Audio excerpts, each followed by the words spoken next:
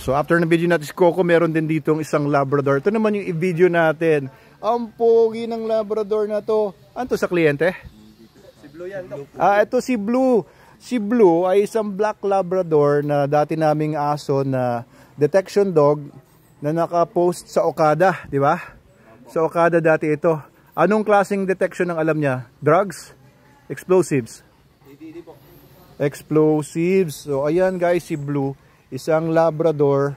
Ang ganda ng linyada nito, pang show type talaga ito, pero ginamit natin sa work, no. May mga ilang mga show type na mga aso, Labradors man yan, Golden Retrievers, pero they have enough drives para makapag-perform sila sa work. Kasi meron po mga tinatawag na mga field type Labradors, yung mga Labradors na galing sa mga linyada na ginagamit ng mga nag-hunt, yung mga sporting type Labradors.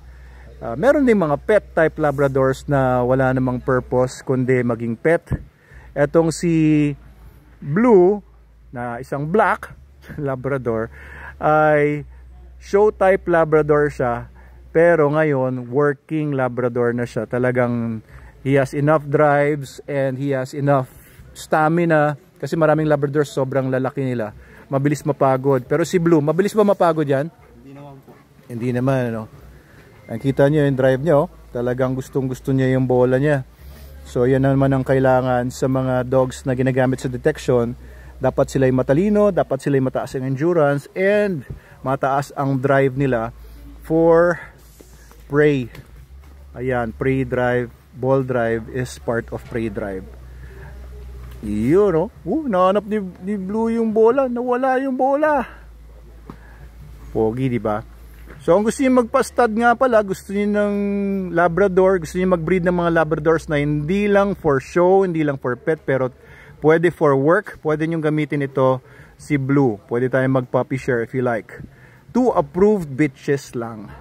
Nandito kami sa Manalo K9 sa Barangay Mahabang Parang, Binangonan, Rizal. Dito po si Blue nakastay sa ating mga kennels. Kasi retired na to si Blue. Pero kung kailangan nyo ng detection dog, nandito pa rin yung ilan sa mga detection dogs natin na pwedeng i-deploy kasama na si Blue. Ayan, pwede natin i-deploy ito sa mga hotels. Gusto ng mga clients namin na may mga hotels or schools na mga dogs na hindi talaga mangangagat. Ayan po, preferred breed is a Labrador or Jack Russell Terrier, meron din po tayo niyan, or Golden Retrievers, meron din po tayo niyan.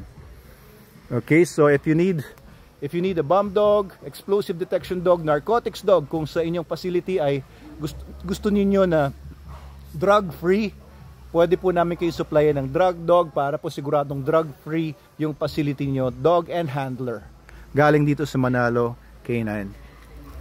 Ayan, si Blue, isa sa aming mga veteran Labrador Retriever bomb dogs. Napaka-pogi pa. Ayan. So Labradors, no, bigyan ko yung konting trivia. Labradors were developed in Europe para maging sporting dogs. Kuha sila ng mga hinahunt na mga game like ducks, like other game na sila ay kumukuha ng mga nabaril ng mga hunters. Kahit sa tubig, kaya po nilang i-hunt, kaya nilang i-retrieve, kaya sila tinawag na Labrador Retrievers. So yun ang buong pangalan ng breed nila, Labrador Retrievers. Rene-retrieve nila yung mga ibon, and soft ang bite nila para hindi butas-butas yung ibon pag binalik doon sa hunter. Ayan, so very gentle giant sila. They're very large dogs, very heavy dogs, malakas kumain. Of course, naka SDN Super Dog Nutrition ang lahat ng dogs namin dito sa Manalo K9, including si Blue. Ayan, SDN po yan. Kaya very healthy siya, hindi siya botchog, hindi siya mataba na tabang hangin. Kita niyo yung katawan niya, solid. Pati yung mga buto niya, solid. Ayan, so magte-training sila ngayon. Siguro i-refresh nila. I-refresh niyo si Blue? Oo, yan ba gagamitin nyo sa sa next deployment natin? Okay, so madi-deploy pala si Blue sa Philinvest sa Festival Mall. Ayan, so makikita nyo si Blue sa Festival Mall soon, no? I-deploy po natin siya as their bomb dog there. From Okada, Manila to Festival Mall. Ayan, yun naman si Blue. At tingnan natin kung matalas pa rin si Blue kahit na isang taon siyang natenga. I-refresh lang ang kanyang performance. Ayan, umaamoy-amoy. Tinitignan kung may bomba. Tumingin sa handler. Umuupo. Pero medyo mabagal, no? Kailangan lang siyang i-refresh talaga para mas mabilis yung kanyang response. Pero tumingin kagad siya sa handler niya. Alam niya yung trabaho niya. Nakalimutan lang niya na bilisan yung pag-upo niya. Ayan si Blue, guys. Magkakatrabaho ulit si Blue. Mas masaya kasi ang mga working dogs pag may work sila talaga. Kesa yung palakad-lakad lang, sa cage lang, kain, tulog lang. Mas gusto ng mga working dogs na meron silang trabaho. Kaya kung kayo ay may mga working dogs, ipatrain nyo sa amin. And pwede nyo pong dapat talaga may exercise sila para yung katawan nila ay healthy, matibay sa mga sakit. And of course, SDN ang ipakain nyo. Pinapanligo din namin dito Super Dog Soap.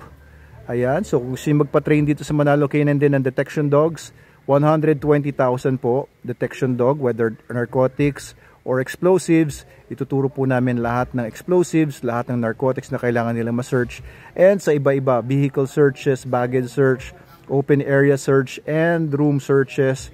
Tinuturo po namin lahat ng mga small volumes, large volumes, medium-sized volumes.